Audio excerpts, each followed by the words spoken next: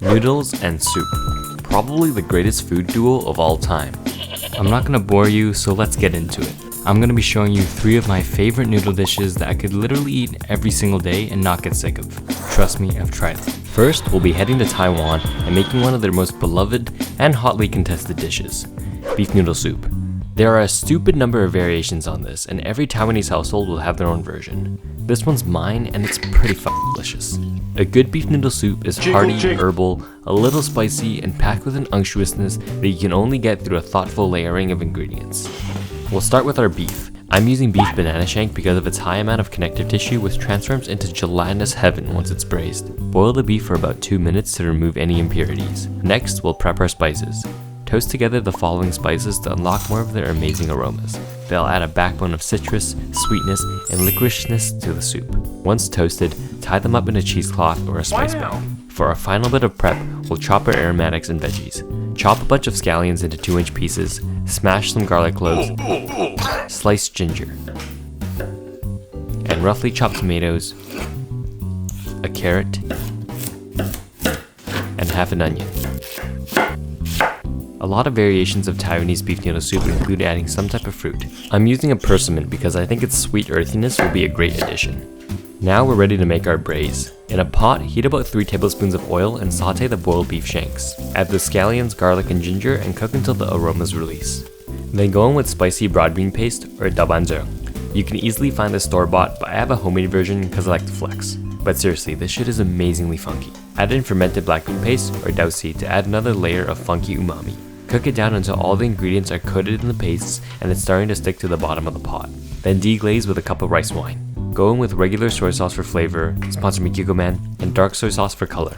Add a large crystal of rock sugar for sweetness and shine. Then go in with the rest of the veggies and our persimmon. Now you can use water, but a homemade jiggly gelatinous beef stock will take this soup out of the stratosphere. Seriously, make your own stock. Add in the spices and bring it to a simmer. I'm covering it with a parchment lid or cartouche to control evaporation and prevent the skin from forming on the surface. Now let it simmer for 1.5 to 2 hours. You want the beef to be tender but not falling apart. During this time, we can prep our garnish. I'm a firm believer that you need pickled mustard greens when eating Taiwanese beef noodle soup. I like to prep it simply by chopping it up and sauteing it with Thai chili and a splash of rice wine. It's salty, sweet, acidic, and will cut through the richness of the broth. When the soup is ready, take out the beef, strain the broth, and check for seasoning. I thought I just needed a pinch of sugar to give it some balance. Boiled Chinese wheat noodles and your vegetables of choice. I'm using yu choy. Then slice your beef shank and get ready to plate.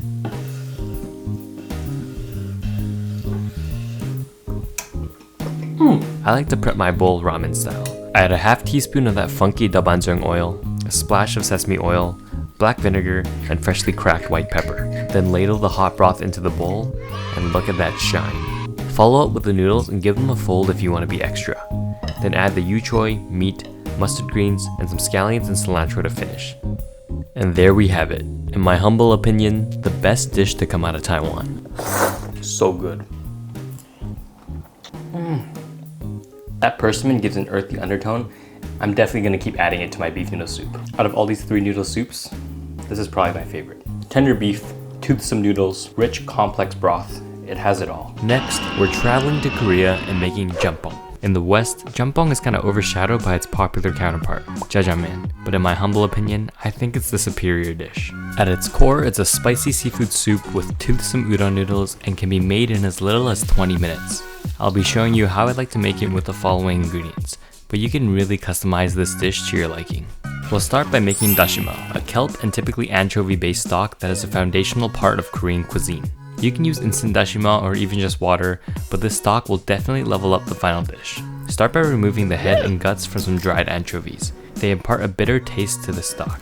Then bring a pot of water to a boil with dried kelp and the cleaned anchovies. Let that simmer for a few minutes while skimming off any foam that rises to the surface. Strain it and we have our aromatic and umami-rich dashima stock. Next, we'll practice our knife skills by prepping our aromatics and veggies. Thinly slice the white part of scallions. Peel and slice garlic. And mince ginger.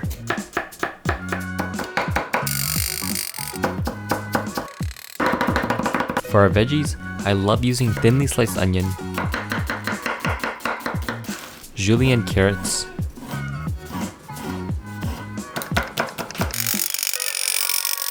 and thinly sliced zucchini. I'm also blitzing my gochugaru or Korean red pepper flakes to get a finer consistency. This step is optional but will allow the powder to better release its spice and flavor in the soup. Now we'll start making the soup. In a wok or pot, heat a few tablespoons of high smoke point oil. Add the scallion whites, garlic, and ginger and sweat it down until fragrant and just starting to brown. Add in the vegetables and sweat until just wilted. I also add a pinch of salt at this stage to encourage moisture loss. Then go in with some rice wine, soy sauce, and our finely ground gochugaru. Give all that a mix and then pour in the dashima stock. I also added a healthy glug of fish sauce at this stage. Once it's boiling, go in with your choice of seafood. I'm using shrimp, squid, mussels, and baby octopus. Then turn the heat to the lowest setting and let the seafood gently poach. Now this is a good time to boil your noodles. I don't think you need a tutorial for this. Once your seafood is cooked, season to taste. I thought it just needed a little bit of MSG, to make shit good. Now just plate up generously. Seriously, I've never had a small bowl of jjampong. And slurp to your heart's content. Jjampong is so good. If you're not slurping your noodles, you're doing it wrong. It actually aerates the broth, increases the flavor perception. Slurp your damn noodles.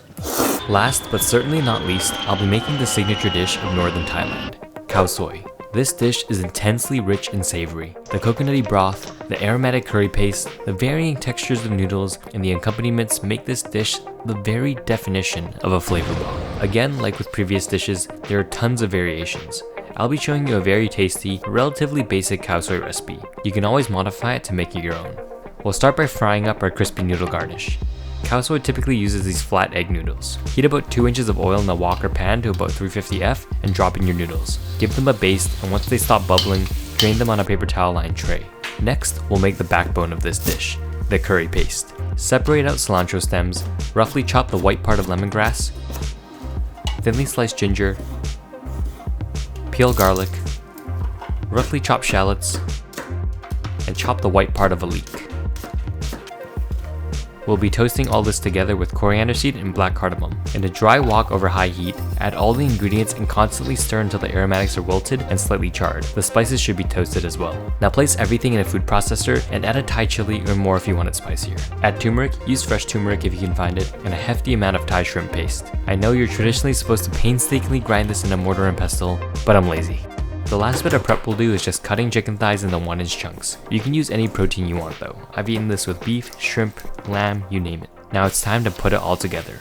In a wok, sear off the chicken thighs and season with salt and white pepper. Once they're browned, set aside. Then go in with the curry paste and cook it down until your entire kitchen smells like garlic and shrimp paste. Add chicken stock, coconut milk, and palm sugar. You can just use brown sugar if you can't find any palm sugar.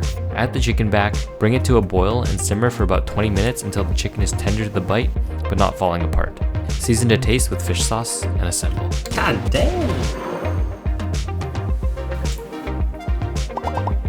I garnish with pickled mustard greens, cilantro leaves, sliced shallots, chili crisp, and the fried noodles. And that's how you make khao soi. That's a pretty bowl. Let's mix everything up. It's sweet, rich, umami, deep in body. It's a little heavy, but it's lightened by the mustard greens and the fresh shallots. A very beautifully composed dish. I love the crispy noodles. The super rich broth just coats every single noodle perfectly.